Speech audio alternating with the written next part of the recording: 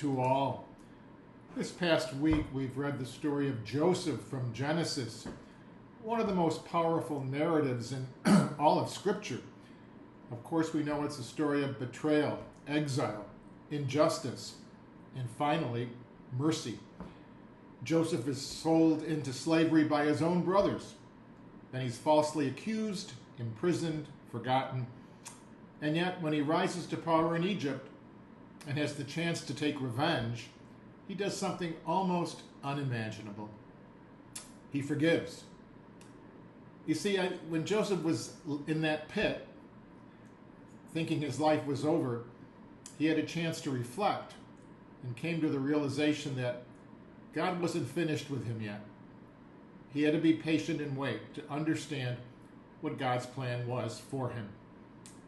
And this gave him the courage to tell his brothers, who begged him for mercy, even though they had no mercy for him.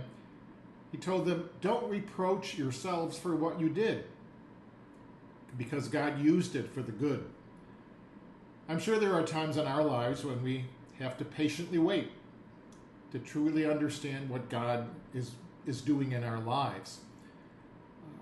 And when we feel so distressed and we feel almost ready to despair, whether in our own personal lives or what's happening in the world, what's happening in our nation, what's happening in our church, when there seems to be so much chaos around us, God isn't finished with us yet.